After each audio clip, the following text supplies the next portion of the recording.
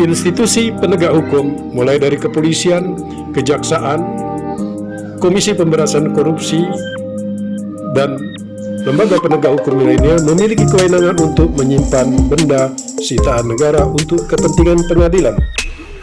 Bukankah sudah ada rumah penyimpanan benda sitaan negara yang dikenal dengan Rubbasan yang terdapat hampir di seluruh kabupaten di seluruh Indonesia? Assalamualaikum warahmatullahi wabarakatuh. Salam jumpa kembali dengan saya Derwanto Yakusa Robusta. Kali ini kita bincang-bincang tentang rebutan penegak hukum untuk melakukan penyimpanan terhadap benda sitaan negara. Saudaraku, rebutan ini terjadi karena masing-masing penegak hukum memiliki kewenangan untuk melakukan penyitaan dan menyimpan benda sitaan negara. Masing-masing institusi penegak hukum itu diantaranya kepolisian. Kepolisian memiliki kewenangan untuk melakukan penyitaan dan menyimpan benda sitaan yang diduga merupakan hasil dari kejahatan atau yang digunakan sebagai sarana untuk melakukan kejahatan. Kemudian kedua, juga kewenangan dimiliki oleh kejaksaan. Kejaksaan juga memiliki kewenangan untuk melakukan penyimpanan. Kemudian Komisi Pemberantasan Korupsi juga memiliki kewenangan untuk melakukan penyitaan dan penyimpanan benda sitaan negara. Hampir-hampir dari masing-masing institusi ini tidak pernah terjadi koordinasi secara sempurna dan secara simultan. Masing-masing berusaha untuk menyimpan barang sitaan milik seseorang terdakwa atau seorang terpidana. Misalnya kita lihat sekarang ini kan sudah ada namanya Rubbasan, rumah penyimpanan barang sitaan negara, yang didirikan hampir di seluruh kabupaten, di mana rumah itu digunakan untuk menyimpan barang-barang sitaan negara. Nah, sementara kita lihat di kepolisian juga sering kita lihat barang-barang sitaan terhadap pelaku tindak pidana, misalnya seperti sepeda motor, mobil, itu juga ditempatkan pada suatu tempat tertentu.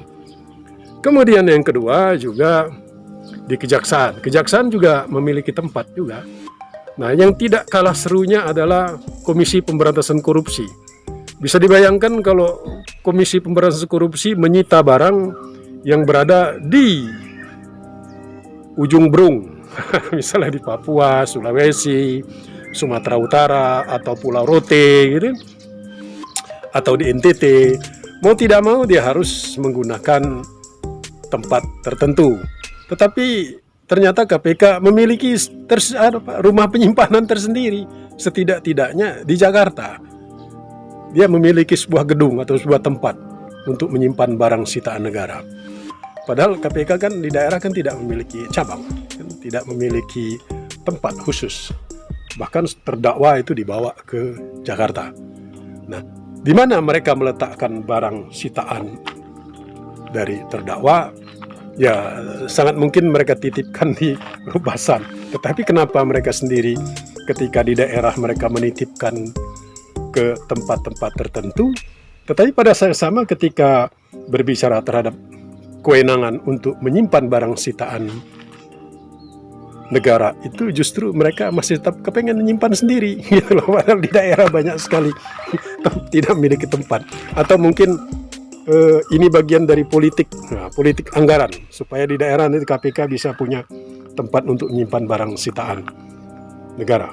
Demikian juga untuk di penyidik pegawai negeri sipil lainnya seperti perpajakan atau di bea cukai. Mereka juga bisa menyimpan barang sitaan negara. Nah, batuk ini gara-gara mengevaluasi rebutan penegak hukum untuk menyimpan barang sitaan negara. Saya kira perlu ada politik hukum Nah, kalau bicara tentang politik hukum, maka akan dikemanakan tentang politik hukum setidaknya di dalam hal penyimpanan barang sitaan negara. Itu Menko Polhukamnya itu gimana itu? Menko Polhukam itu dia ngurusi politik hukum dan juga termasuk doktor di bidang politik hukum. Nah ini politik hukumnya mau dikemanakan atau dibiarkan seperti ini saja? Nah, jadi rebutan antar institusi, di mana secara normatif kan ini harus diatur. Jadi normanya saja sudah terjadi rebutan, apalagi di dalam implementasinya. Sekira itu yang perlu kita kritisi bersama tentang rumah penyimpanan barang sitaan negara ini. Realitasnya seperti itu. Bahkan pada saat pembahasan rancangan undang-undang pemasyarakatan, ketika sudah masuk pada tingkat kedua untuk pengesahan, malah justru ditolak. Ini yang menolak pasti institusi negara ini, lembaga penegak hukum ini. Kalau masyarakat kan tidak punya kepentingan itu secara langsung. Yang punya kepentingan langsung itu adalah kalau rakyat pasti terdakwa, terpidana, atau tersangka. Bagaimana supaya mereka terhadap barang yang mereka sita itu terjamin kualitasnya, terjamin nilai nominalnya, dan gampang diambil kembali manakala tidak terbukti melakukan tindak pidana. Sudah pasti terdakwa yang terpidana. Kan kemarin yang menolak tidak ada yang terpidana atau terdakwa, yang menolak adalah anak SMK. Ini sangat mungkin ini yang menolak ini institusi penegak hukum nih. Coba tunda dulu ini. Ya seharusnya disitulah peran dari Menko Polhukam supaya sistem administrasi hukum itu berjalan secara baik. Dan reformasi hukum itu terus berkelanjutan ini. Apalagi ini kalau bicara tentang reformasi hukum kan tergantung situasi politik ini. Menko Polhukamnya ini ngurus siapa ini?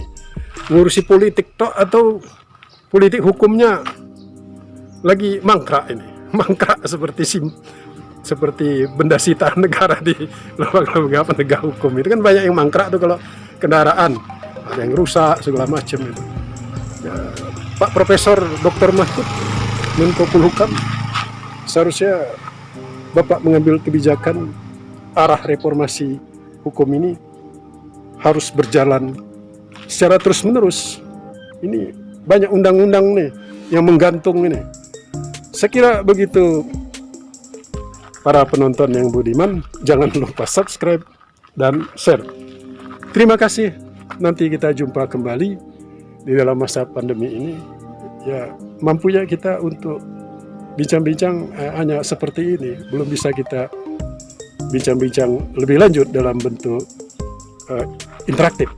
Ya, sesuai dengan kemampuan. Kemampuannya hanya bermodalkan seperti ini, saudaraku. Jadi, kalaupun ada keinginan yang lebih dari itu, nampaknya belum terjangkau.